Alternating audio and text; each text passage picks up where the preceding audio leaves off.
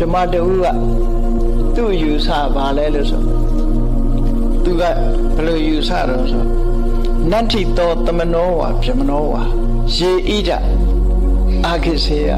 ပြမပြေကိုလာနိုင်တဲ့တကူကြီးတဲ့တမနာပြမနာဆိုလောကမှာမရှိဘူးလူတွေဟာဘလောက်တကူကြီးငါတို့စီရောက်အောင်မလာနိုင်ပါဘူးဆိုဒီယူဆအဲ့တော့တရက်မှသူကအဲ့ဒါကိုသူ့ယူဆကိုဆွဲဆွဲမြဲမြဲနဲ့လူတွေကဘယ်သူမှတကိုးရှင်နဲ့ပြောနေတဲ့သမဏပြမနာတွေပြမပြေတောင်ရောက်အောင်မလာနိုင်ပါဘူးဘယ်သူမှရောက်အောင်မလာနိုင်ဘူးပြမပြေဟာအလွန်ဝေးလံတယ်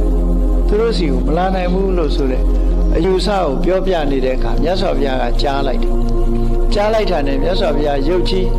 စေတော်အကြောင်းတော်မှာကွယ်ပြောက်ပြီးတော့အဲ့ပြမရဲ့ရှေ့သူ့ရဲ့ကောင်းကင်ယံကနေပြီးတော့မြတ်စွာဘုရားတေဇောဓကတိုင်းကိုဝင်စားပြီးတေဇောကတိုင်းဝင်စားပြီးအလွန်ကိုသူ့တဲ့လွန်စွာတောက်ပ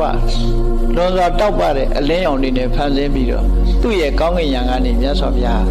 တင်မြင်ခွေးထိုင်နေလိုက်တယ်။ဘာကနေဆိုပေါ်လာသူတော်မျက်စိကျိန်းသွားလောက်အောင်အယောင်ကတောက်ပတာအဲ့ဒီလိုတောက်ပတဲ့အလင်းရောင်နဲ့ဖန်ဆင်းပြီးမြတ်စွာဘုရားပြမပြေကိုကြွားလိုက်တယ်။အဲ့ဒီလိုကြွားလိုက်တဲ့အချိန်မှာရှင်မမောဂလန်ကဒိဗ္ဗစကုနဲ့ကြည့်တယ်ဘုရားဘယ်ကြွသွားလဲဆိုဘယ်ကြွသွားလဲဆိုအော်ပြမပြေကြွသွားတာဆိုမြင်လိုက်တယ်သူဒိဗ္ဗစကုနဲ့မြင်တာနဲ့သူကလည်းပဲချက်ချင်းရှင်မောဂလန်ကဘုရားနောက်ကလေးလိုက်သွားတယ်သူတို့ကလည်းအမြဲတမ်းကြည့်နေတဲ့သဘောဘုရားနောက်ကနေလိုက်သွားပြီးဘုရားရဲ့နည်းနည်းနှိမ့်တဲ့နေရာ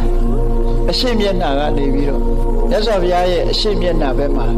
ဖရာတဲ့နှိမ့်တဲ့နေရာကကောင်းကင်ယံမှာတကိုးနဲ့ဖန်ဆင်းပြီးတော့ခုနတောက်ပတဲ့အယောင်တွေတေဇောဓာတ်နဲ့ဝင်စားပြီးတော့တကိုယ်လုံးဟာတောက်ပထိန်ဝါနေတဲ့အလင်းရောင်ကြီးဖြန့်ကျက်ပြီးတော့အဲ့မှာတင်မြင်ခွေးထိုင်နေတယ်အဲ့ဒါလို့ရှင်မောဂလန်လည်းရောက်သွားရောနောက်ထပ်ကရှင်မဟာကတ္တဗကလည်းတွေးလိုက်တယ်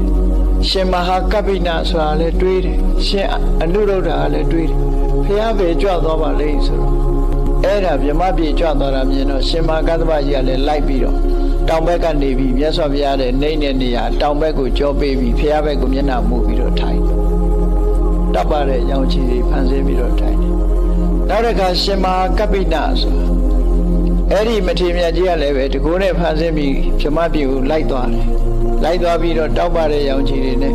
အနောက်ဘက်မျက်နှာကနေပြီးမြတ်စွာဘုရားရဲ့နှိမ့်တဲ့နေရာတဆင့်နှိမ့်ပြီးတော့ဘုရားဘက်ကိုဥတည်ပြီးတော့ထိုင်နေတယ်